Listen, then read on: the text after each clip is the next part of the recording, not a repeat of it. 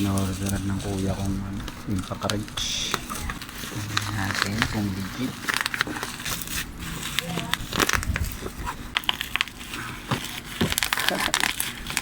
Sige, gumamit ang time.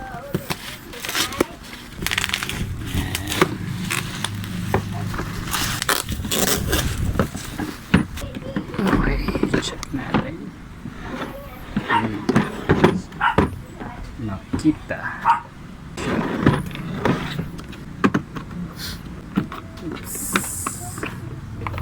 Yan. Yung manual. Ito. Tapos, meron ito. 2, 4, 6, 7. So, ito 17. Ito 19. 16. 12. Ito 14. 18. Saka 22. So, yun yung libre. Tapos merong rubber. Saka itong lock. Dito. Sok-sok din. Kaya hindi matanggal. Hindi mo siya. Tapos lalagay dito. Yan. Naging sobra yung ano nila. Yan. Sobra siya. Dapat sinakto mo lang. Kaya ganito design nyo nila. Tapos charger niya. Ito yung gusto kong charger.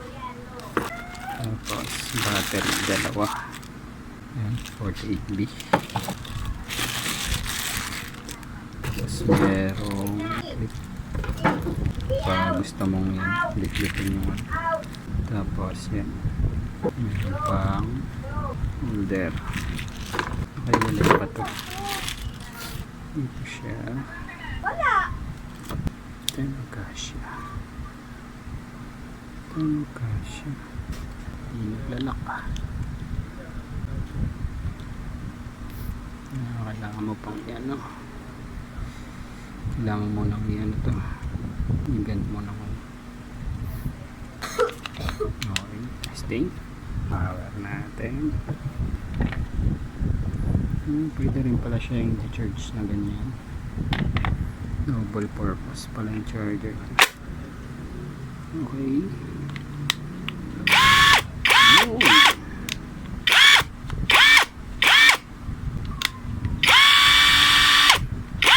Ang maganda takbo nito ah.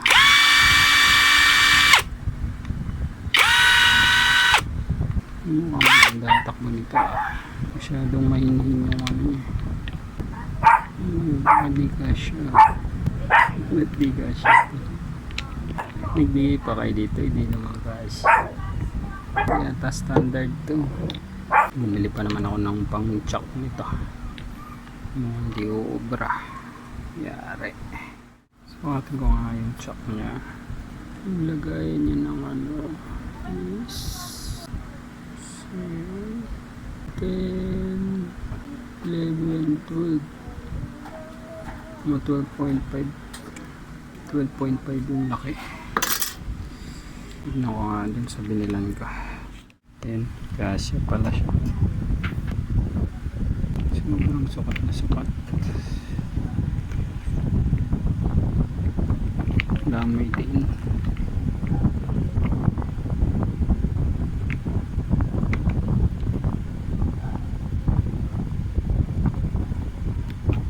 Yan,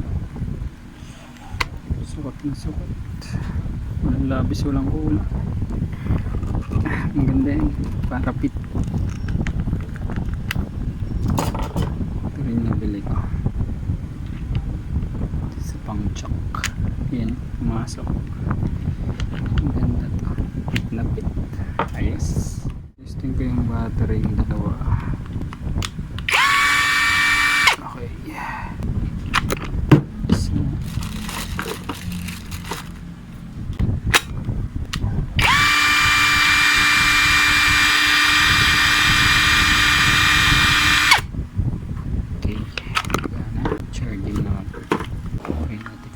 charge. Tapos yan, green pag walang naka-charge, full charge. Tapos red kapag charging.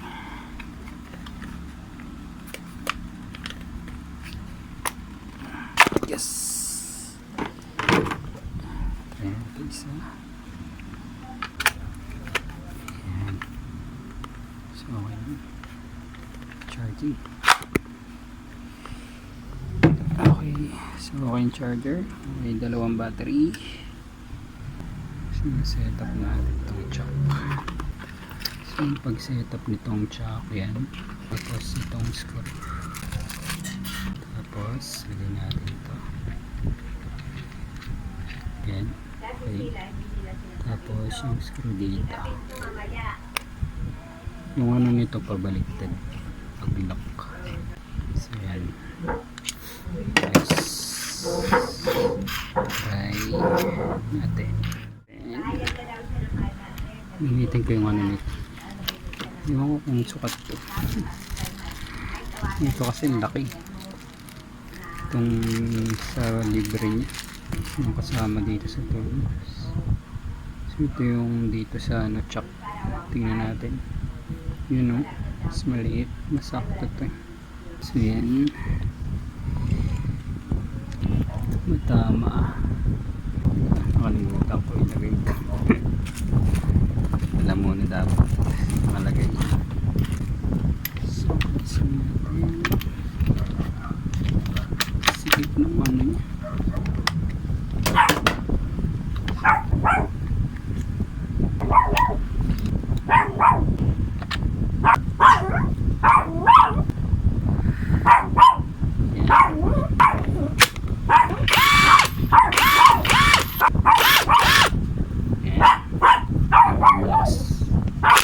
Ayun, nasa ayos.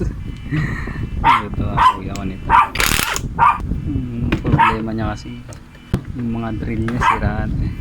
Dito sira nito yung ano, motor stator. Tapos merong pumis. Ito naman yung isa niyang drill. Ito yung pinaka drill niya.